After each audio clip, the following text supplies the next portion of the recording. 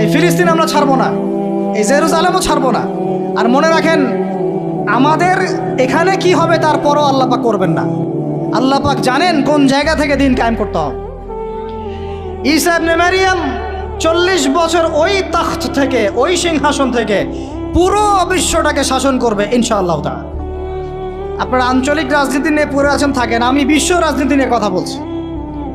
আঞ্চলিক পলিটিক্স নিয়ে আমার কোনো আগ্রহ নাই, কারণ আমি জানি এই পুরো সাবকন্টিনেন্ট শাসন করবে ঈসা আলাইহিস সালাম। যদি আমরা তার পক্ষের লোক হয়ে যাই তাহলে আমরা ইজ্জত সম্মান পাবো ইনশাআল্লাহ। আর যদি আমরা তার বিপক্ষে চলে যাই, দেখবেন জিল্লতি আর জিল্লতি নেমে আসবে। আল্লাহ মাফ করো। এখন শুনেন, ইবনুল খাত্তাব স্বাধীন এইখানে, হামজা রাদিয়াল্লাহু আনহু স্বীকার করে আসছেন। যুবক ভাই আপনি শুনেন, এই যে ওমরের কথা বললাম, এরকম একটা ছেলে আমাকে দিতে পারবেন ঘর থেকে? প্রত্যেকটা ঘর থেকে পারবেন? সাহস আছে খালি বলবে যে আমি রাত দিন যেমন আল্লাহ আলাদা করে দেন, আমি সত্য মিথ্যা আলাদা করে দেবো ইনশাআল্লাহ। পারবে? তোমরা টিকটক চালাচ্ছ, তোমরা টিকটক চালাচ্ছ, পাবজি খেলতেছো, ফ্রি ফায়ার খেলতেছো, মেয়ে নিয়ে পড়ে আসো। তোমরা কিভাবে উম্মাকে নেতৃত্ব দিবা? নামাজ পড়তেছো না, সাপ্তাহিক সম তো রাখো না মনে হয়, আল্লাহ ভালো জানেন। দান সদকা কতটুকু করো আল্লাহ ভালো জানেন। কোরআন তেলাওয়াত করতে শিখতেছো না, কোনো আলেমের সহবতে যাও না। ইউটিউব, অনলাইন, ফেসবুক, ব্যাস, that's all. YouTube, online, Facebook হচ্ছে একটা ফিতনার জগৎ। আপনি বলতে পারেন যে আমার লেকচারও তো যায়, অনেক বড় বড় আলেমদের লেকচারও যায়। সব মেনে নিয়েই বলছি এটা ফিতনার জগৎ। সব মেনে নিলাম, আপনার কথা মেনে নিয়েই বলতেছি ফিতনার জগৎ। কারণ এর কন্ট্রোলও কুফর শক্তির হাতে, এর কন্ট্রোলও তাগুতি শক্তির হাতে। আপনি এটা নিয়ন্ত্রণ করেন না, এই প্রযুক্তি আপনি তৈরি করেন নাই। আমরা আলাদা করে কোনো মুসলিম কমিউনিটি, সোসাইটিও বিল্ড আপ করতে পারিনি অনলাইনে, পেরেছি? আমাদের কোনো স্বতন্ত্র সামাজিক যোগাযোগ মাধ্যম আছে বলেন? ওমর ইবনে খাত্তাবের মতো একজন স্বাধীন মানুষ দেন। হামজা রাদিয়াল্লাহু আনহু স্বাধীন কখন? আবু জেহেল আল্লাহর নবীকে একটা আঘাত করেছে, বলেন নাউজুবিল্লাহ, সাল্লাল্লাহু আলাইহি ওয়াসাল্লাম। আপনারা তো জানেন তার পিঠের মধ্যে উটের নাড়ি ভুড়ি দেওয়া হয়েছে, চাপানো হয়েছে। তো এই দৃশ্য একজন দাসী দেখেছে। হামজা রাদিয়াল্লাহু আনহু স্বীকার করে আসছেন, তাকে বলছে তোমার ভাতিজাকে এইরকম আঘাত করেছে আবু জেহেল। আবু জেহেলের নাম কিন্তু আবু জেহেল না, আবু জেহেলের নাম আবুল হাকাম। সেও কিন্তু আল্লাহকে বিশ্বাস করত। আপনারা মনে করবেন না যে সে একদম এই ইহুদি ছিল বা খ্রিস্টান ছিল, এমন না। সে আল্লাহকে বিশ্বাস করত, কিন্তু আল্লাহ পাকের বিধান মানত না। এখন হামজা রাদিয়াল্লাহু আনহু বলছেন ওয়া ফাআলা যালিক, সে কি সত্যিই কাজ করেছে? হ্যাঁ, সত্যিই কাজ করেছে। আচ্ছা চলো দেখাও আবু জেহেল কোথায় আছে। তিনি ঘোড়া ছুটায় গেলেন কাবা ঘরের সামনে, গিয়ে বললেন যে তুমি আমার ভাতিজাকে গালি দিয়েছ, তুমি আমার ভাতিজাকে আঘাত করেছ। জেনে রাখো আমি আজকে থেকে আমার ভাতিজার দিনের উপর আছি। এই কথা বলার সাথে সাথে তার উপর আক্রমণের চেষ্টা করা হচ্ছিল। তিনি নিজে একটা ঘুষি দিয়ে আবু জেহেলের একটা দাঁত ফেলে দিলেন। আর দাঁত যে পড়ে গেছে কিনা সিরাতের কিতাবে এটা স্পষ্ট নাই, কিন্তু আঘাত একটা ঘুষি দিয়েছেন এটা স্পষ্ট। ঘুষি দিয়ে বলছেন রুদ্দাহা ইনিস্তাতা, রুদ্দাহা ইনিস্তাতা, যদি সাধ্য থাকে এই ঘুষিটা আমাকে ফেরত দিয়ে দেখাও। সাধ্য থাকলে আমাকে আরেকটা আঘাত করে দেখা। আকুলু মা ইয়াকুল, আমি তাই বলি যা আমার ভাতিজা বলে।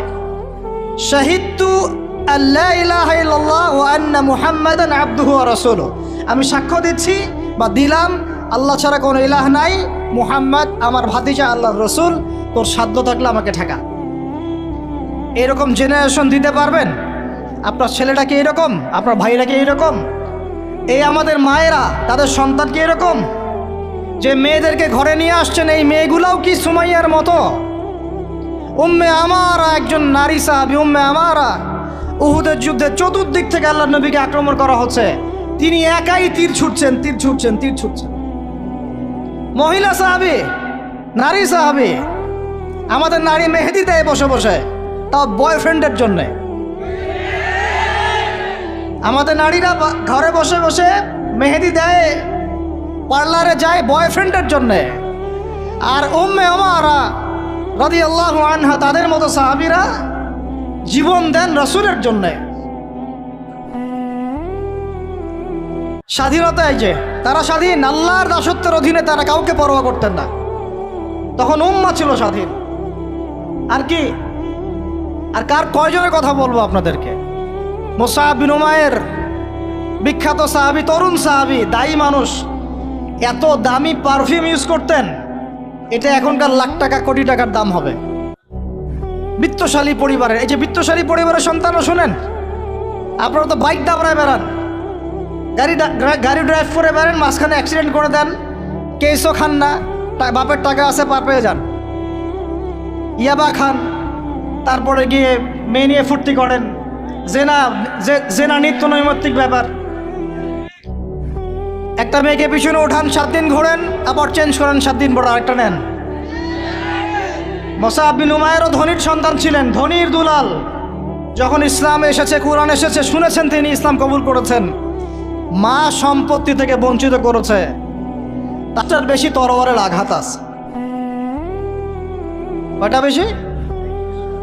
তার মাকবারা ওখানেই আছে, দেখে আসেন। তিনি স্বাধীন। ওই ময়দানে যারা সেদিন ছিলেন, ওই শনিবার সকাল 10টা থেকে, ওটা তো শাওয়াল মাসের, তাই না? শাওয়াল না, রমজানের পরে শাওয়াল মাসে যুদ্ধ হয়েছে। শাওয়াল মাসের 10 তারিখ, মেবি 10 তারিখ 9 তারিখ, সিরাত কারা পড়েছেন, 9 বা 10 সকালবেলা যুদ্ধ হচ্ছে। ওই সময়ে পৃথিবীতে যারা ওই সময় যুদ্ধ করছেন মুসলমানদের পক্ষে, আল্লাহর জমিনের মধ্যে সবচেয়ে শ্রেষ্ঠ মানুষ তারা, সবচেয়ে শ্রেষ্ঠ জীবন, শ্রেষ্ঠ মৌত। ওখানে তারা উঠবেন, তখন তাদের গা থেকে মেশকাম্বরের ঘ্রাণ ছুটতে থাকবে। মারেফত থাকলে আপনিও পাবেন, অন্তরের মধ্যে কলুষতা থাকলে আপনি পাবেন না, তো স্বাভাবিক। এখন মুসআব বিন উমাইর কি পরাধীন না স্বাধীন? বলেন, তিনি কি পরাধীন না স্বাধীন? স্বাধীন মুসআব বিন উমাইর। আরেকজনের কথা শুনেন, বলতে থাকলে আপনাদের সারা রাত ফজর হয়ে যাবে। জাফর ইবনে আবি তালেব, নাম শুনেছেন? জাফর ইবনে আবি তালেব, শোনেন, এটা শোনেন। অনেকে অনেক দলিল দেয়, এই দলিলগুলো শুনেন, এগুলো শোনেন। ইহুদিদের 3টা গোত্র ছিল মদিনায়। কয়টা ভাই? একটা বনু কোরাইজা, বনু কাইনুকা, বনু নাজির। বনু কোরাইজা, বনু কাইনুকা, বনু নাজির, এই 3টা গোত্রের সাথে আমাদের চুক্তি ছিল। আমরা একটা সনদের মধ্যে ছিলাম। গাদ্দার, এরা সনদ ভঙ্গ করলো, ঠিক যেমন করে তারা এখন প্যালেস্টাইনে আক্রমণ করছে, এইভাবে সনদ ভঙ্গ করলে।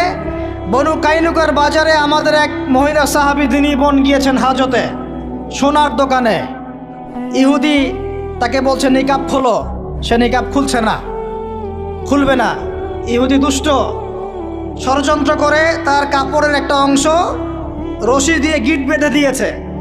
আমাদের দিনী বোন উঠতে গিয়েছেন, সতর একটু খুলে গেছে, নাউজুবিল্লাহ। চিৎকার করে উঠেছেন।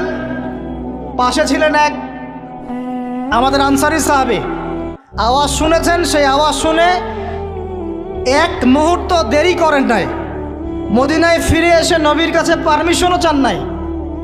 বুঝেন, দলিল বুঝেন। তিনি এক মুহূর্ত দেরিও করেন নাই, মদিনায় ফিরে গিয়ে নবীর কাছে পারমিশনও নেন নাই। তার কাছে একটা খোলা তরোয়াল ছিল, বের করেছেন, এই ইহুদির গর্দানে একটা কোপ দিয়ে গর্দান নামাই দিয়েছে। সাহসীদের মতো বলেন আল্লাহু আকবার। বাস বাস বাস বাস বাস, আমি টপিক হারাই ফেলবো। বাস বাস ভাই, বসেন বসেন বসেন বসেন, আমি টপিক হারাই ফেলবো। আমি দলিল দিচ্ছি আপনাকে, এই সাহাবী নবীকে গিয়ে জিজ্ঞাসা করেন নাই, করেছেন? পরামর্শও নিয়েছেন। তার সামনে তার বোনকে এইভাবে টিজ করা হয়েছে, এক মুহূর্ত দেরি করেন নাই, গর্দান নামাই দিয়েছে। এবার ইহুদিরা মিলে ওই সাহাবীর উপর আক্রমণ করে ওই সাহাবীকে শহীদ করে দিয়েছে। নাই, শেষ, ওনাকে মেরে ফেলেছে। তারপরে এই কেসটা নবীর দরবারে আসলো। নবীর দরবারে আসার পরে নবী সাল্লাল্লাহু আলাইহি ওয়াসাল্লাম সাহাবীর ব্যাপারে কোনো সমালোচনা তো করলেনই না। সাহাবী তুমি ভুল করেছো, আমাকে জিজ্ঞেস কেন করো নাই, আমার পরামর্শ কেন নাও না, এগুলো তো বললেনই না। বরং তার অন্যান্য সাহাবীদেরকে বললেন, সবাই যুদ্ধের বর্ম পরে বের হও, বনু কাইনুকাকে আক্রমণ করতে হবে। এখন আপনি দেখছেন 3 মাসে 19,600 জন, 3 মাসে 3 মাস কিসের 1.5 মাসে 19,600 জন। আর এখানে একজন মুসলিম ভাই, একজন মুসলিম বোনের ইজ্জতের বিনিময়ে নবী সাল্লাল্লাহু আলাইহি ওয়াসাল্লাম পুরা বনু কাইনুকাকে একদম সমূলে উৎপাটিত করে মদিনা থেকে বিতাড়িত করবে। এভাবে করে গভর্নমেন্ট প্রশাসন সবার কাছে আমাদেরকে বিতর্কিত করার চেষ্টা করে। অথচ আমরা কি কারো শত্রু? আমরা কি এই আলোচনাগুলো করে ওয়ার্ল্ডের প্রেক্ষাপট বদলাতে পারবো না। কিন্তু আমাদের প্রজন্মকে আমরা জানাতে তো পারবো, যাতে তারা আত্মবিশ্বাসী হয়ে গড়ে ওঠে যে আমরা এই নতজানু মনোভাব নিয়ে পৃথিবী থেকে যাবো না ইনশাআল্লাহ। আমরা পৃথিবী থেকে মাথা উঁচু করেই যাবো ইনশাআল্লাহ। মুসলিমদের হাতেই বিশ্বের বিজয় লেখা আছে, আস্তে আস্তে বিশ্ব ওইদিকে যাবে, এটা তো ওদেরকে জানতে হবে। আমরা ওদেরকে জানাচ্ছি মাত্র। তো নাশ থেকে বের হবে শয়তানের শিং, এটা বলা হয়েছে। যাই হোক, এখন ঈসা ইবনে মারিয়াম আসবেন এই সিরিয়ার দামেস্ক, চুল দিয়ে টপ টপ করে পানি পড়তে থাকবে, মুক্তা ঝরছে এরকম পানি। তার নিঃশ্বাস যতদূর পর্যন্ত যাবে ততদূর পর্যন্ত কাফেররা মরতে থাকবে। সুবহান। এমনকি তিনি খুঁজতে খুঁজতে দাজ্জাল পর্যন্ত আসবেন। দেখবেন যে মুসলিমদেরকে অবরুদ্ধ করে রাখা হয়েছে, বলবেন দরজা খুলে দাও। নামাজের ওয়াক্ত হবে, আজান দেওয়া হবে, ফজরের ওয়াক্ত। ভাই আমরা যদি ফজর মিস করি, আমরা আসলে ওই বাহিনীতে যোগ দিতে পারবো না। বেঁচে থাকলেও জানি না আমরা অত বছর থাকবো কিনা পৃথিবীতে, আল্লাহই ভালো জানেন, এটা আমরা জানি না। কিন্তু এই বিজয় সুবহে সাদিকের সময় লেখা আছে। আজান হয়ে যাবে, ইমামুল মাহদি তাকে বলবেন ইমামতি করুন আপনি। ঈসা ইবনে মারিয়াম বলবেন না, এই উম্মতের জন্য ইমামতির অধিকার দেয়া হয়েছে। বলেন সুবহানাল্লাহ। তিনি ইমামতি করবেন না, বরং মুক্তাদি হবেন। দরজা খুলে দাও, নামাজ শেষে দরজা খুলে দেওয়া হবে। দাজ্জালকে খুঁজতে খুঁজতে খুঁজতে এই প্যালেস্টাইন, এই জেরুজালেমের বাবে লুদ নামক জায়গায় তিনি পৌঁছাবেন। সেখানে দেখবেন মাসিহুদ দাজ্জাল আছে। দাজ্জাল তাকে দেখার সাথে সাথেই লবণের মতো গলতে শুরু করবে। সেখানে তিনি তাকে হত্যা করবেন। একজন একজন করে এই সন্ত্রাসী যারা এখন এই নিরীহ মানুষদেরকে হত্যা করছে, এদেরকে হত্যা করা হবে একজন একজন করে, একজনকে ছাড়া হবে না। আমি জন্য বলছি, মন থেকে বলছি, এই যে এক একটা আমাদের বাচ্চা, আমার এক একটা বাচ্চার রক্তের প্রতিশোধ নেওয়া হবে ইনশাআল্লাহ। আমাদের এক একটা বোনের ইজ্জতের প্রতিশোধ নেওয়া হবে ইনশাআল্লাহ। এক একজন ভাইকে যে বুলেট ছোড়া হয়েছে, এর প্রতিশোধ নেওয়া হবেই হবে ইনশাআল্লাহ। কে নিবেন? ওই যে বললাম, আপনি পারছেন না, আপনি হয়তো বলছেন, দোয়া করছেন, এতটুকু পর্যন্তই। ইনশাআল্লাহ তাআলা আল মাহদি আর ঈসা ইবনে মারিয়াম সেটা করে দেখা। তারপরে সেখান থেকে তিনি ইসলামী খেলাফা রিস্টোর করবেন। 40 বছর তিনি পুরো বিশ্বকে শাসন করবেন। কত বছর? তখন অবস্থা এত সুখ সমৃদ্ধির হবে, একটা ডালিমের খোসার নিচে একটা পরিবার আশ্রয় নিতে পারবে। একটা ডালিম দেখেছেন কতটুকু? এটা বড় হবে, বড়, এর নিচে আপনি ঢুকতে পারবেন, এত বড় ফল হবে। উর্বর হবে মাটি, সবুজ শ্যামল, বৃষ্টিপাত বেশি হবে, এগুলো হতে থাকবে। এর মাঝখানে আবার ইয়াজুজ মাজুজ বের হবে। ইয়াজুজ মাজুজ বের হওয়ার পরে পৃথিবী ম্যাসাকার করবে। তারা এমনভাবে পৃথিবীতে ম্যাসাকার করবে যে ঈসা আলাইহিস সালাম এবং তার অনুসারীরা তুর পাহাড়ে গিয়ে লুকাবেন, আত্মগোপন করবে, এবং তাবারিয়া হ্রদের পানি তারা খেয়ে ফেলবে। পরের দল এসে বলবে, কোনো এক সময় মনে হয় এখানে পানি ছিল, মানে পানি সব খেয়ে সাবার করে ফেলবে। আপনারা বুঝতে পারছেন? ঈসা আলাইহিস সালাম দোয়া করবেন, আল্লাহ এই আযাব থেকে আমাদেরকে তুমি বাঁচাও।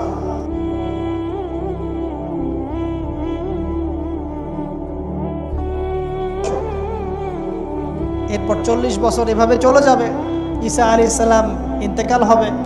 তারপরে হাদিসে আসছে মানুষ আবারও খারাপ হওয়া শুরু করবে। এত খারাপ হবে, এত জঘন্য হবে যে আল্লাহ শব্দটা বলার মতো একটা মানুষ আর পৃথিবীতে থাকবে না। একটা মিষ্টি মৃদু একটা বাতাস আসবে, এই বাতাস মুমিনদের বগলের নিচ দিয়ে প্রবাহিত হবে, এবং যার অন্তরে এক সরিষা দানা পরিমাণ ঈমান আছে ওই বাতাসে তার জান কবজ হয়ে যাবে। বাকি থাকবে সব এই যে গরু, ছাগল, হাঁস, মুরগির মতো মানুষ, গবাদি পশু। আল্লাহ বলার মতো মানুষ নাই, রাস্তা মোড়ে মোড়ে জেনা করবে। এটা আরো অনেক পরের কথা, অনেক পরের কথা। আমরা ওই যুগ দেখতেও চাই না, বাঁচতেও চাই না ওই যুগে, তাই না ভাই?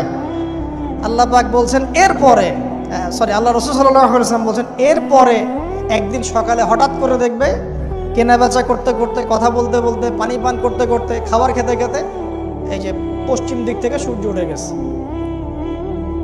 তার মানে কি ওই দিন কিয়ামত হয়ে যাবে, এবং এটা এত ফাস্ট হবে, এত দ্রুত হবে। আল্লাহ রাসূল সাল্লাল্লাহু আলাইহি ওয়াসাল্লাম বলেছেন যে কেউ বাসায় ফিরে যাবে, আহাল পরিবারের সাথে একটা দেখা করবে, এই সুযোগ পাবে না। একদম ইনস্ট্যান্ট ডেট, একটা বজ্রনীনাদ, প্রচণ্ড মানে শব্দ, এটাতে বিকট একটা শব্দে পুরো মহাবিশ্ব তোলপাড় সৃষ্টি হয়ে যাবে, একদম শেষ। এই হলো সিংহার প্রথম ফুক, শেষ, সব ডেট। এই যে আমাদের এত বাহাদুরি, এত কিছু সব শেষ, মানে পৃথিবী আস্তে আস্তে ওর শেষের দিকে যাচ্ছে। এগুলো ভাই বিশ্বাস করেন, পৃথিবীর সমস্ত সংগঠন, জালেম, কাফের, ফাসেক, মুশরিক, মুনাফিক যা আছে পৃথিবীতে, একত্রিত হয়েও এই সত্যটাকে কেউ টলাতে পারবে না। আমরা সারা মুসলমানরা মিলেও যদি এই সত্যটাকে টলাতে চাই, পারবো না। মানে আস্তে আস্তে আলটিমেট গোল এটাই পৃথিবীর। এরপরে কিয়ামত, তারপরে তো আপনারা জানেন কি হচ্ছে, ফামান ইয়ামাল মিসকালা যাররাতিন খায়রান ইয়ারাহ, এক চুল পরিমাণ যদি ভালো কাজ কেউ করে থাকে তাকে সেটা দেখানো হবে।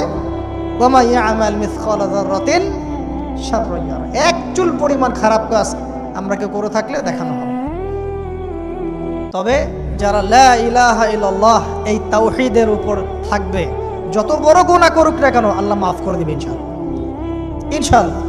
কারণ আমাদের জন্য নবী সাল্লাল্লাহু আলাইহি ওয়াসাল্লাম সুপারিশ করবেন। তাই বলে কি আমরা গুনাহ করতে থাকবো এখন? এটা নবী সাল্লাল্লাহু আলাইহি ওয়াসাল্লামের শান, তার মর্যাদা। আল্লাহ রাসূল সাল্লাল্লাহু আলাইহি ওয়াসাল্লাম এই কথা বলে গিয়েছেন যে কবিরা গুনাহগার মুসলমানদের জন্য আমি সুপারিশ করব।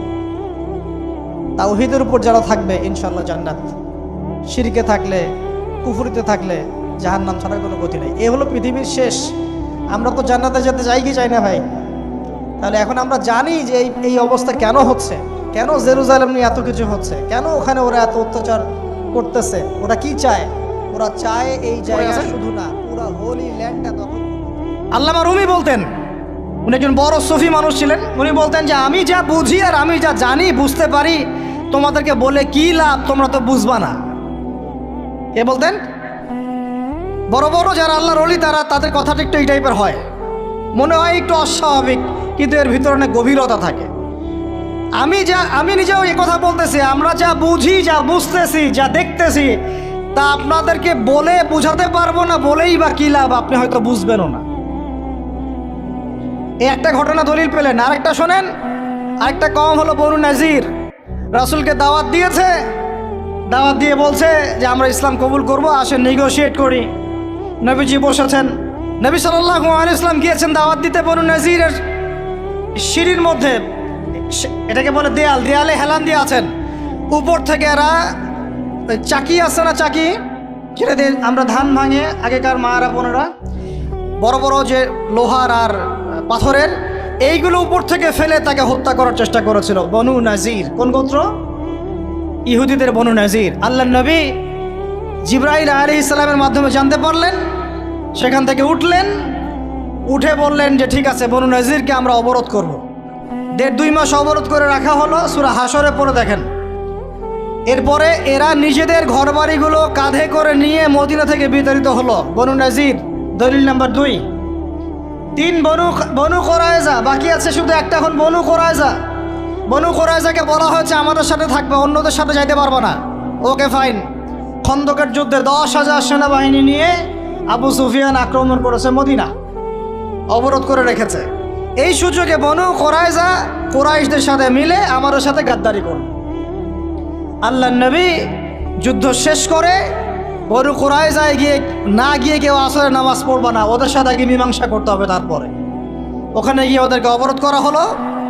সাদ বিন মুআজ রাদিয়াল্লাহু আনহুর হাতে এই বনু কুরাইজার এক একজন বালেক যারা ছিল এদের সবার গর্দান নামানো হয়েছে। এটা বনু কুরাইজা, বনু কাইনুকা, বনু নাজির, তিনটা বড় বড় গোত্রের সাথে আমাদের যুদ্ধ হয়েছে নবী জীবিত থাকাকালীন। কি কি ইস্যু নিয়ে দেখেছেন। আর এখন আপনি দেখছেন বিগত 100 বছর 1914 থেকে 2023 পর্যন্ত মার তারা দিতেই আছে, মুসলমান খাইতেই আছে। চারবার বড় বড় যুদ্ধ হয়েছে। যুদ্ধ এই চারটাতে মুসলমানদের মোটামুটি পরাজয়। এখন মোটামুটি 78 থেকে 80% জায়গা ওদের। এখন কি নতুন করে এই জিহাদটা ওখানে ফরজ হয়েছে না আগে থেকেই ছিল? ওদেরকে বের করে দেওয়ার পর, 3টা গোত্রকে বের করে দেওয়ার পর খায়বারে তারা কিছু বাকি ছিল। আলী রাদিয়াল্লাহু আনহু হাতে পতাকা দিয়ে বললেন, খায়বারে যাও, আক্রমণ করো, এই নাইম দুর্গ তুমি জয় করবে ইনশাআল্লাহ। খায়বারের মারহাব ছিল একজন বীর, ইহুদি বীর, একাই 10 জনের সাথে লড়তে পারে। আলী ইবনে আবি তালেবের তরোয়ালের আঘাতে ওর মাথার উপর থেকে তরোয়াল গিয়ে এইভাবে বসে গেছে মাটিতে, মানে দেহটা এইভাবে দ্বিখণ্ডিত হয়ে গেছে। ওদেরকে তারপরে বের করে দেয়া হয়েছে। তারপর নবী সাল্লাল্লাহু আলাইহি ওয়াসাল্লাম বলেছেন তার ইন্তেকালের কয়েকদিন আগে যে আমার ইন্তেকালের পর তোমরা বাকি যে অবশিষ্ট যারা আছে এদের সবাইকে জাজিরাতুল আরব থেকে বের করে দিবে। কে বলেছেন এটা বলেন? এখন তারপর ওমর রাদিয়াল্লাহু আনহু ওটা জয় করেন, আমাদের আন্ডারে থাকে। 1099 সালে ক্রুসেডাররা গিয়ে ওটা আবার দখল করে। তার মোটামুটিভাবে 80 থেকে 90 বছরের মধ্যেই 1176 নাকি 87 1176 দিকে আইয়ুবী রাহিমাহুল্লাহ গিয়ে সেটা আবার জয় করেন। তারপরে আবার ওখানে লড়াই হয়েছে। তারপরে আবার গিয়ে আপনার মামলুকদের ভূমিকা আছে, জেঙ্গিদের ভূমিকা আছে, তুর্কিদের ভূমিকা আছে, ওসমানীয়রা আবার দখল করেছে। এই সিলসিলা চলতে 1914 সালে গিয়ে তারা এই ব্রিটেনের সহযোগিতায় এই জায়গাটা দখল করেছে। কত সালে? এই তো 1914 সালে।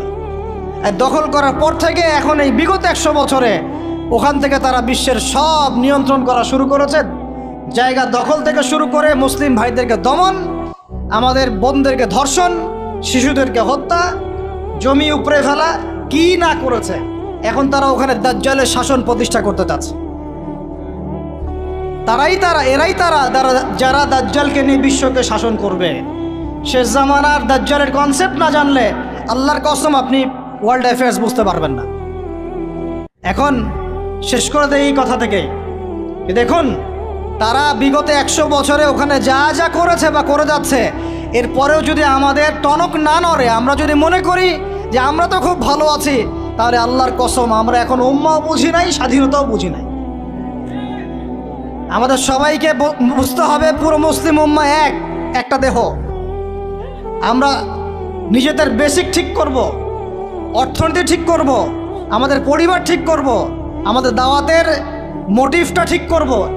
এই ইস্যু পাগল জাতি হব না, মূল জায়গায় থাকার চেষ্টা করব ইনশাআল্লাহ। আস্তে আস্তে সেই প্রজন্ম আসবে ইনশাআল্লাহ। আমি না পারি, আপনি না পারেন, আমাদের পরের জেনারেশন পারবে ইনশাআল্লাহ। বা তারপর একদিন না একদিন বাইতুল মুকাদ্দাসে আমরা নামাজ পড়বো ইনশাআল্লাহ। বাইতুল মুকাদ্দাসে সালাত আদায় না করা পর্যন্ত আমাদের শান্তি নাই। বাইতুল মুকাদ্দাস বিজয় না হওয়া পর্যন্ত এই মুসলিম উম্মার ঘুম নাই। কারণ তারা মুসলিমদেরকে ঘুমাতে দিবে না। তারা মুসলিমদেরকে ভাগ করে ফেলবে, বিভিন্ন মতবাদে ভাগ করে ফেলবে। তারা মুসলিমদেরকে স্যাংশন দিবে, অর্থনৈতিকভাবে পঙ্গু করে ফেলবে, মিডিয়া নিয়ন্ত্রণ করে ফেলবে, ওরা টেকনোলজি নিয়ন্ত্রণ করবে।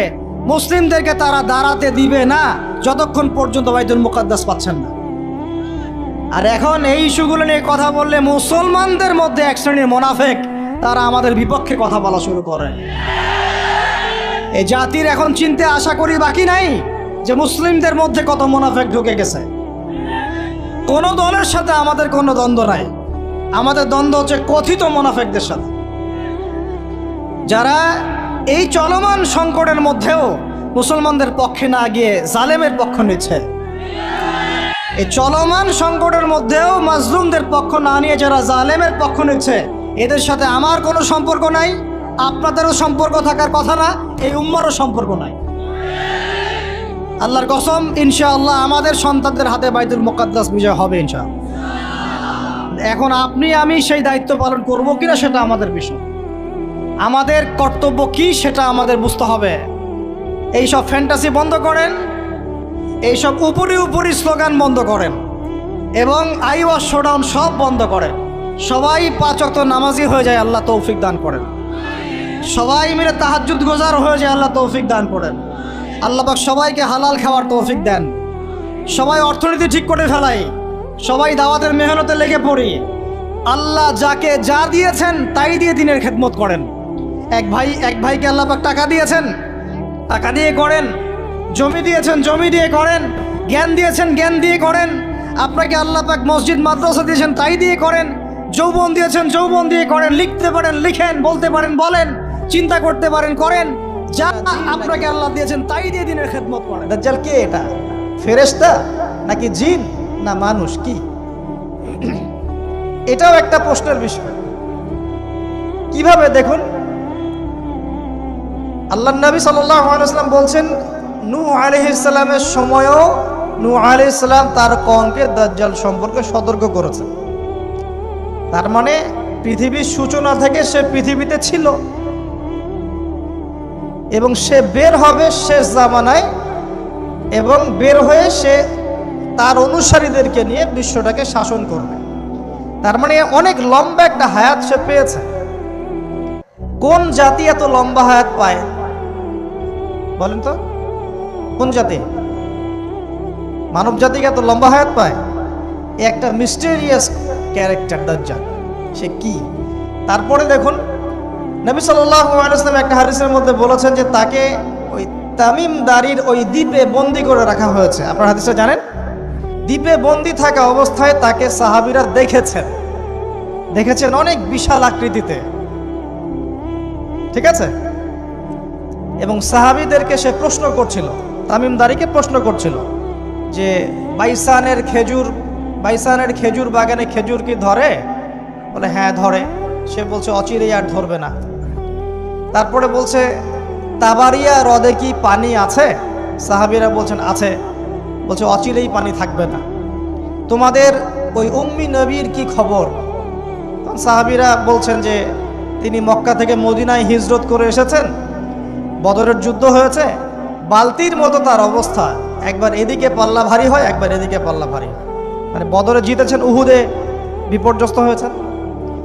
তখন এই ব্যক্তি বলছে যে তোমাদের জন্যে উত্তম হবে ওই ব্যক্তির অনুসরণ করা। দাজ্জাল এই কথা বলছে, তোমাদের জন্য উত্তম হবে ওই উম্মি নবীর অনুসরণ করা। সাহাবীরা জিজ্ঞাসা করছেন আপনি কে? তো সে বলছে যে আমি হচ্ছি দাজ্জাল, আমি হচ্ছি দাজ্জাল। আমাকে অচিরেই এখান থেকে মুক্ত হওয়ার অনুমতি দেয়া হবে, তখন আমি এই পৃথিবীটাকে শাসন করব। এখানে সাহাবীরা দেখে আসছেন, যারা দেখে আসছেন তারা পরে ইসলাম কবুল করেছেন। তখন তারা মুসলিম ছিলেন না, খ্রিস্টান ছিলেন। কথা বুঝতে পারছেন? আর এখানে আমরা তাকে একটা বিশাল দেহি দেখলাম, শিকল দিয়ে বন্দী। আবার নবী সাল্লাল্লাহু আলাইহি ওয়াসাল্লাম একদিন মদিনার মধ্যে উমর রাদিয়াল্লাহু আনহুকে নিয়ে হাঁটছেন, সহিহ মুসলিমে আছে। খবর পাওয়া গেল যে মদিনায় একটা যুবক ছেলে আছে, ইহুদি মায়ের সন্তান একটা যুবক ছেলে, যার চুলগুলা কোকড়ানো, চোখটা একটু ফোলা, যার আলামতগুলো দাজ্জালের সাথে মিলে যাচ্ছে। তখন নবী সাল্লাল্লাহু আলাইহি ওয়াসাল্লাম ওমর ইবনুল খাত্তাবকে নিয়ে ওদের বাসায় গেলেন। দেখলেন খেজুর বাগানে সে বসে আছে। মনোযোগ দিন। এবার নবীজি গিয়ে বললেন যে তুমি কি দেখো? সেই ছেলেটা বলছে আমি আরশ দেখি। আরশ বোঝেন? সিংহাসন। কোথায় তোমার আরশ? সেই ছেলে বলছে পানির উপরে। কোথায়? পানির উপরে। নবীজি বলছেন তুমি তো তাহলে শয়তানকে দেখো। নবীজি বলছেন তুমি কি বিশ্বাস করো যে আমি শেষ নবী? সেই ছেলে বলছে আপনি কি বিশ্বাস করেন যে আমি নবী? কি বুঝতে পারছেন কথা আমার? নবীজি বলছেন তুমি কি বিশ্বাস করো যে আমি শেষ নবী? সেই ছেলে বলছে আপনি কি বিশ্বাস করেন যে আমি নবী? উমর রাদিয়াল্লাহু আনহু তরোয়ালের খাপ খোলা সারা, তিনি বললেন যে ইয়া রাসূলুল্লাহ অনুমতি দেন এর গর্দানটাকে নামাই দিই, বেয়াদব আপনার সাথে বেয়াদবি করছে। তখন নবী সাল্লাল্লাহু আলাইহি ওয়াসাল্লাম বললেন দাআহু ইয়া উমর, তাকে ছেড়ে দাও, যদি সে সত্যিকার অর্থেই দাজ্জাল হয়ে থাকে তুমি উমর তাকে হত্যা করতে পারবে না। কেন হত্যা করতে পারবেন না? কারণ দাজ্জালের নিহত হওয়া লেখা আছে ঈসা আলাইহিস সালামের হাতে। কার হাতে? ঈসা আলাইহিস সালাম যখন আসবেন এই প্যালেস্টাইনের বাবে লুদ নামক জায়গায় দাজ্জালকে মারা হবে। ঠিক আছে কথা? তাহলে ওমর তুমি তাকে হত্যা করতে পারবে না। আর যদি সে দাজ্জাল না হয়ে থাকে, নিরপরাধ মানুষকে হত্যা করে কোনো লাভ নেই। এখানে চান্স নেওয়া হলো 50-50। এক হাদিসে আপনি দেখছেন নবীজি বলছেন নূহ আলাইহিস সালাম তার কওমকে দাজ্জাল সম্পর্কে সতর্ক করেছেন। এক হাদিসে নবীজি বলছেন সে বের হলে 40 দিন বিশ্ব শাসন করবে। প্রথম দিন 1 বছর, দ্বিতীয় দিন 1 মাস, তৃতীয় দিন 1 সপ্তাহ, বাকি দিন আমাদের মতো। আরেক হাদিসে নবীজি বলছেন তামিমদারি দেখে এসেছে তাকে কোথায়? দ্বীপে বন্দী অবস্থায়, সে ছাড়া পাবে অচিরেই। আবার এখানে নবী সাল্লাল্লাহু আলাইহি ওয়াসাল্লাম মদিনাতেই একটা যুবক ছেলেকে দাজ্জাল মনে করে ইনভেস্টিগেট করলেন। আপনার কাছে কি সাবজেক্টটা সহজ মনে হচ্ছে না কঠিন? খুব সহজ কি না কঠিন? চিন্তা করতে হবে কি হবে না? এতই জটিল একটা ক্যারেক্টার। শুধু তাই না, নবীজি আরো বলছেন সে যখন বের হবে 4টা জায়গার কথা পাওয়া যাচ্ছে হাদিসে। 4টা জায়গা কোত্থেকে বের হবে। এখানে কিন্তু নবীজি মদিনাতে তাকে খুঁজলেন, ইনভেস্টিগেট করলেন। আবার আরেকটা হাদিসে নবীজি বলেছেন সে যখন বের হবে সে জামানায় তখন মক্কায় ঢুকতে পারবে না, মদিনায় ঢুকতে পারবে না। আপনারা হাদিসটা জানেন না? আলেমরা তো জানেন। মক্কাতেও ঢুকতে পারবে না, মদিনাতেও ঢুকতে পারবে না। খোলা তরোয়াল নিয়ে ফেরেশতারা দাঁড়িয়ে থাকবে। আবার সেই নবী মুহাম্মদ সাল্লাল্লাহু আলাইহি ওয়াসাল্লাম মদিনাতে এই ছেলেটাকে দাজ্জাল ভাবছেন, ইনভেস্টিগেট করছেন। তার মানে তারা সতর্ক ছিলেন। এই ছেলের নাম ছিল ইবনে সাইয়্যেদ। কি নাম? ইবনে সাইয়্যেদ, নাম মনে রাখবেন। এও একটা বিস্ময়কর ক্যারেক্টার। আবার সেই নবী সাল্লাল্লাহু আলাইহি ওয়াসাল্লাম বলেছেন শেষ জামানাতে দাজ্জাল বের হবে খোরাসান থেকে। কোন জায়গা? খোরাসান বলতে কোন জায়গা? এটা মূলত এর হার্ট হচ্ছে আফগানিস্তান, এর পাশে যে বেলুচিস্তান, এই যে উজবেকিস্তান, ইরানের কিছু অংশ, এই পুরো জায়গাটা, শুধু একটা দেশ না, পুরো জায়গাটা এর হার্ট হচ্ছে আফগানিস্তান। খোরাসান থেকে বের হবে। আরেক হাদিসে নবীজি বলছেন সে ইস্পাহান থেকে বের হবে। কোন জায়গা? ইস্পাহান এখন ইরানে। ভৌগোলিক বিষয়ে যখন তখন চেঞ্জ হয়ে যায়, হয় কি না? আগে কি ইরাক ইরান এরকম পার্ট ছিল? আগে কি এভাবে এই 52টা দেশের ভাগ ছিল? লেবানন, জর্ডান, সৌদি আরব, ইরাক ইরান এরকম ভাগ ছিল না? এক অঞ্চল ছিল শাম, একটা হেজাজ, একটা নাজদ, এরকম আর কি ভাগ ছিল। তো এটা চেঞ্জ হয়। ওই হাদিসে আসছে ইস্পাহান থেকে একটাতে, আরেকটাতে আসছে ইরাক এবং শাম। শাম বলতে বোঝাচ্ছি এই পুরো প্যালেস্টাইন, লেবানন, জর্ডান, পুরো অঞ্চলটাই শাম। আর ইরাক তো আপনারা জানেন। ইরাক এবং শামের মাঝখানের একটা রাস্তা থেকে বের হবে। 3টা জায়গা। আরেকটা 4 নাম্বার খাল্লা নামে একটা জায়গা থেকে সে বের হবে। আরে খাল্লা আপনি গুগলে সার্চ দিয়ে পাবেন না। গুগলের সাথেও দাজ্জালের অনুসারীদের একটা সম্পর্ক আছে, আপনার ফেসবুকের সাথেও আছে, প্রযুক্তিগুলোর সাথেও আছে, নিউক্লিয়ার ওয়েপন্সের সাথেও আছে, বর্তমান ব্যাংকিং সিস্টেমের সাথেও আছে, এবং বর্তমান গ্লোবাল পলিটিক্যাল অ্যাফেয়ার্সের সাথেও দাজ্জালের অনুসারীদের সরাসরি সম্পৃক্ততা আছে। আমি বলি নাই দাজ্জালের সম্পৃক্ততা আছে, দাজ্জালের অনুসারীদের সরাসরি সম্পৃক্ততা আছে। ওই যে 4টা জায়গার কথা বললাম, সে বের হবে ইত্যাদি ইত্যাদি। এবার সে মানুষের রূপ ধরে আমাদের সমাজে প্রবেশ করবে এবং তার অনুসারীদেরকে নিয়ে ম্যাসাকার করা শুরু করবে। কিন্তু মুসলিমদের মধ্যে একটা বাহিনী শেষ পর্যন্ত তার সাথে যুদ্ধ করতে থাকে, শেষ পর্যন্ত। লা তুকাতিলুন্নাল ইয়াহুদ। এমনকি গাছের পিছনে ওরা লুকালেও আল্লাহ নবী বলছেন যে গাছ পাথর কথা বলবে আমার পিছনে আছে, এসো মেরে যাও। হতে হতে হতে হতে যখন মুসলিমরা একটু কোণঠাসা, আল্লাহ পাক পাঠাবেন আসমান থেকে ওই মাসিহকে, যে মাসিহকে তারা চিনতে পারে না। আর ওরা যাকে মাসিহ মনে করছে, তাহলে এই মাসিহটা কে? এ মিথ্যা মাসিহ, মাসিহুদ দাজ্জাল।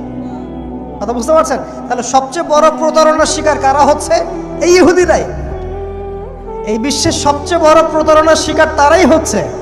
মাসিহুদ দাজ্জাল ওদেরকেই প্রতারণা করছে। বুঝতে পারেননি কথা? ওদের সাথেই সবচেয়ে বড় প্রতারণা হচ্ছে। ওরা মনে করছে এই সত্যিকারের মাসিহ, সে আসলে আমরা বিশ্ব রুল করব। সে সত্যিকারের মাসিহ নয়। ঈসা ইবনে মারিয়াম আসবেন কিভাবে সেটাও এসেছে। দুইজন ফেরেশতার কাঁধে ভর দিয়ে তিনি নামবেন শাম অর্থাৎ সিরিয়ার দামেস্ক শহরের মধ্যে। কোন শহর? দামেস্ক। এই জায়গাগুলো খুব বরকতময়।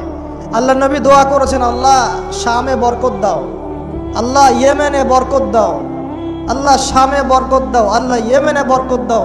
আর মুসলমানরা বলছিল, আল্লাহ রসুল আমাদের নাজদেও বরকত দিতে বলেন, আমাদের নাজদে বরকত দিতে বলেন। আল্লাহ নবী বলছেন যে নাজদে বরকত না, বরং ওখান থেকে ভূমিকম্প বের হবে, ওখান থেকে শয়তানের শিং বের হবে। চিন্তা করে, ওই যে বললাম নাজদিরা তুর্কিদের বিরুদ্ধে যুদ্ধ করেছিল, অটোম্যান এম্পায়ারের বিরুদ্ধে যুদ্ধ করেছে ব্রিটেনের সাথে হাত মিলিয়ে। ওরাই এখন সারা বিশ্বে, বাংলাদেশে এদের লেসপেন্সার আছে বহুত, বাংলাদেশে এদের বহুত লেসপেন্সার আছে। তারা বলে, ওই যে দেখবেন যে যখনই আমরা এগুলো নিয়ে আপনাদেরকে সচেতন করতে চাই, পরে এরা তো খারাজি হয়ে গেছে, উগ্র হয়ে গেছে, এই হয়ে গেছে, সেই হয়ে গেছে, এভাবে করে গভর্নমেন্ট প্রশাসন সবার কাছে আমাদেরকে বিতর্কিত করার চেষ্টা করে। অথচ আমরা কি কারো শত্রু? আমরা কি এই আলোচনাগুলো করে ওয়ার্ল্ডের প্রেক্ষাপট বদলাতে পারবো? পারবো না। কিন্তু আমাদের প্রজন্মকে আমরা জানাতে তো পারবো, যাতে তারা আত্মবিশ্বাসী হয়ে গড়ে ওঠে যে আমরা এই নতজন মনোভাব নিয়ে পৃথিবী থেকে যাবো না ইনশাআল্লাহ। আমরা পৃথিবী থেকে মাথা উঁচু করেই যাবো ইনশাআল্লাহ। মুসলিমদের হাতেই বিশ্বের বিজয় লেখা আছে। আস্তে আস্তে বিশ্ব ওইদিকে যাবে, এটা তো ওদেরকে জানতে হবে। ওদেরকে জানাচ্ছি, কুফরি তাগুতি শক্তিটা উঠবে বসবে, তখন বুঝবেন উম্মাহ স্বাধীন হয়েছে। স্বাধীনতা শুনছেন? বেলাল ইবনে রাবাহ স্বাধীন। যখন তাকে পিটানো হচ্ছে, শেকল দিয়ে বেঁধে শেষরায় টানা হচ্ছে, বেলাল ইবনে রাবাহ সেদিন স্বাধীন ছিলেন, কারণ তিনি আল্লাহ ছাড়া কারো দাসত্ব করেন না। আবু জাহেলের নির্মম নির্যাতন, উমাইয়া বিন খালাফের নির্মম নির্যাতন বেলাল ইবনে রাবাহকে পরাধীন করতে পারে নাই। বেলাল স্বাধীন আঘাতের মধ্যে। সুমাইয়া স্বাধীন। সুমাইয়ার নাম শুনেছেন? আমাদের বোনরা তার নামই জানে না। ওরা জানে কি প্রোডাক্ট আসলো বাজারে, কোন পার্লারে গেলে কি পাওয়া যায়, কোথায় গেলে কি হয়, কোন মার্কেটে গেলে কি পাবো।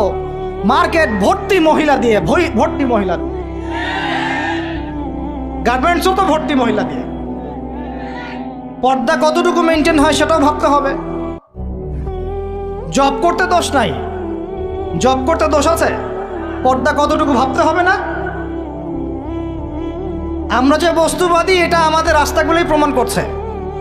আমরা আমাদের বাড়িঘরগুলো চকচকা করছি আর সরকারের রাস্তাগুলো ভেঙে ফেলতেছি। এখন ওই রাস্তাগুলো তৈরি করে দেওয়ার দায়িত্ব আমাদের, দায়িত্ব আমাদের না? অবশ্যই আমাদের। কেন? আমরা তো খেয়ানত করলাম, সরকারি মাল দড়িয়ামে ডাল, এরকম চিন্তা করলাম। ওইদিকে যেতে চাচ্ছি না। বোনরা শোনেন, ভাইরাও শোনেন, সুমাইয়া স্বাধীন। কখন স্বাধীন? যখন আবু জেহেল তাকে বলছে যে তুই এই জন্যই ইসলাম কবুল করেছিস যে মুহাম্মাদের সৌন্দর্য দেখে তুই তার প্রেমে পড়েছিস। নাউজুবিল্লাহ সাল্লাল্লাহু আলাইহি ওয়াসাল্লাম। কি বলেছে বলেন?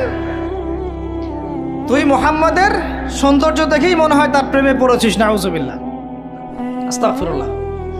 সুমাইয়া রাদিয়াল্লাহু আনহা তখন বাধা, হাত পা বাধা, হাত পা বের করার কোনো অপশন নাই, বাধা আছে।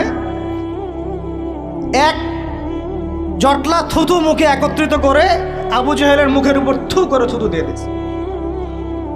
আর আপনারা তো জানেন যে একটা থুতুতে অনেক কিছু হয় না? একটা থুতুতে অনেক কিছু হয়। এক থুতুতে ইমানদার মুনাফিক আলাদা হয়ে যায়।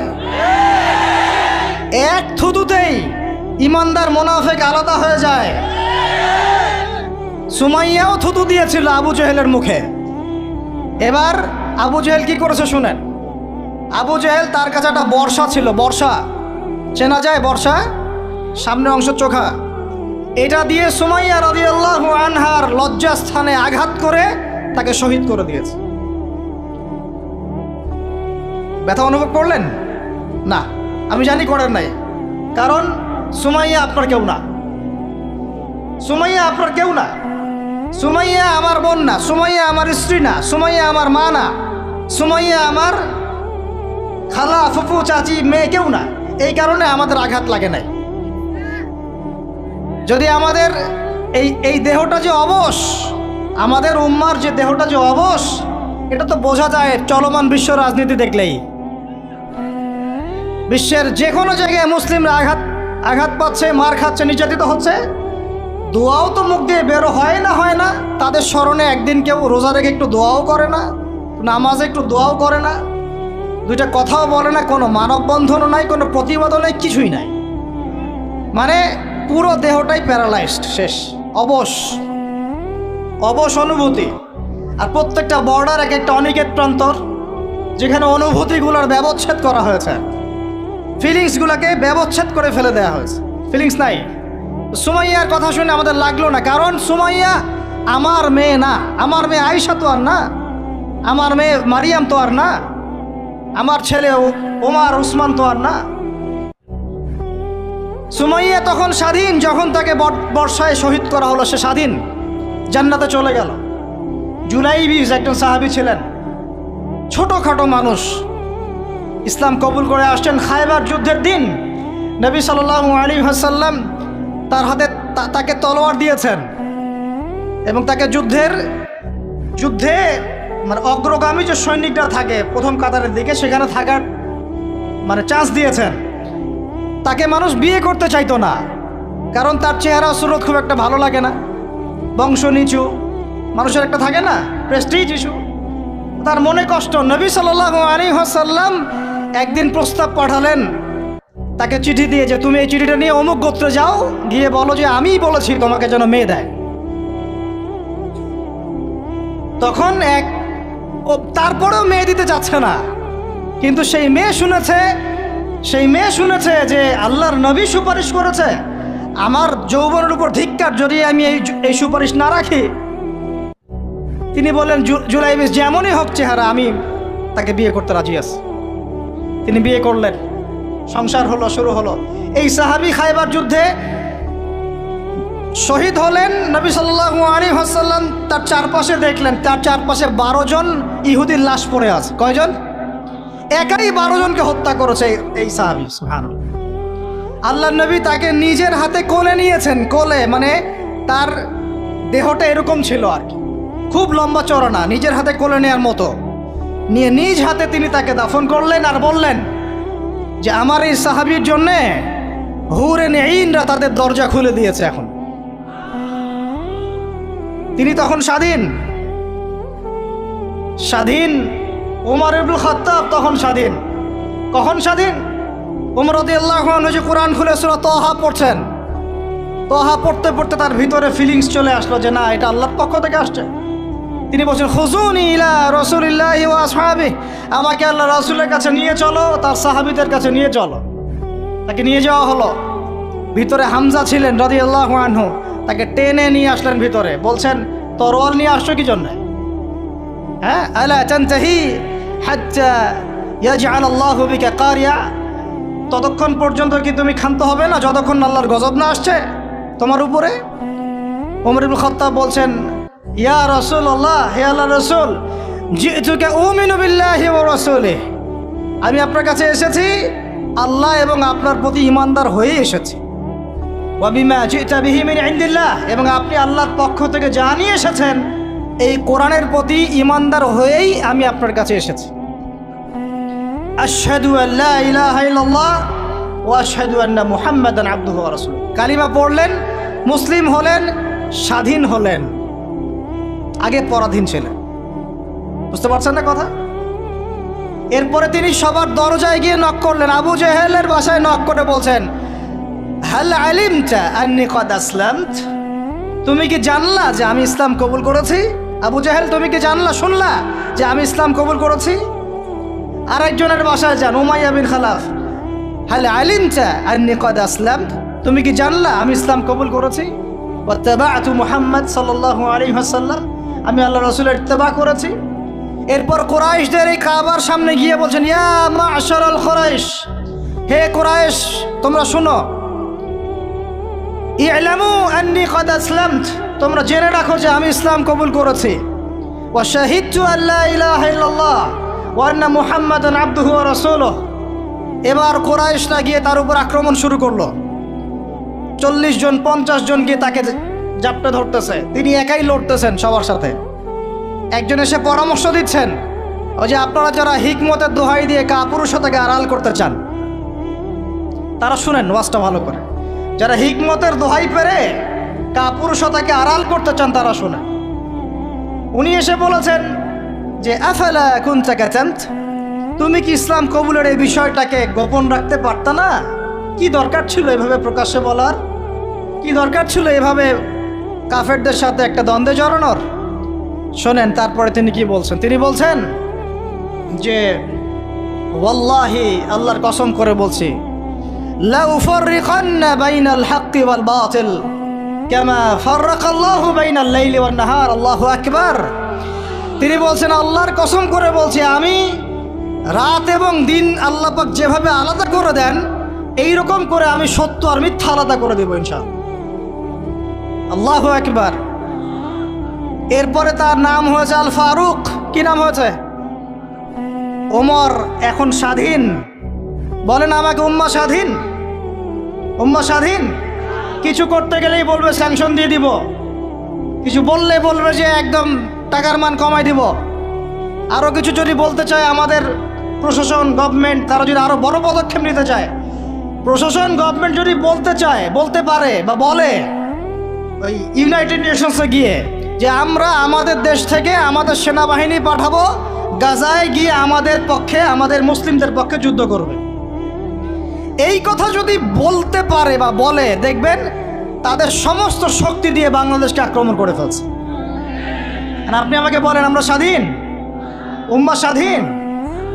ওই তাগুতি শক্তির, বিশ্ব কুফরি শক্তির পরাজয় না হওয়া পর্যন্ত মুসলমানরা স্বাধীন না। আর ঈসা ইবনে মারিয়াম এই গাল গল্প করতে আসবেন না, তিনি মানুষকে খালি সুরসুরি মার্কা ওয়াজ করতে আসবেন না, তিনি আসবেন ওই গোড়ায় আঘাত করতে ইনশাআল্লাহ। আল মাহদি মানুষকে সুরসুরি মার্কা ওয়াজ করবেন না, খালি ফজিলত আর ফজিলত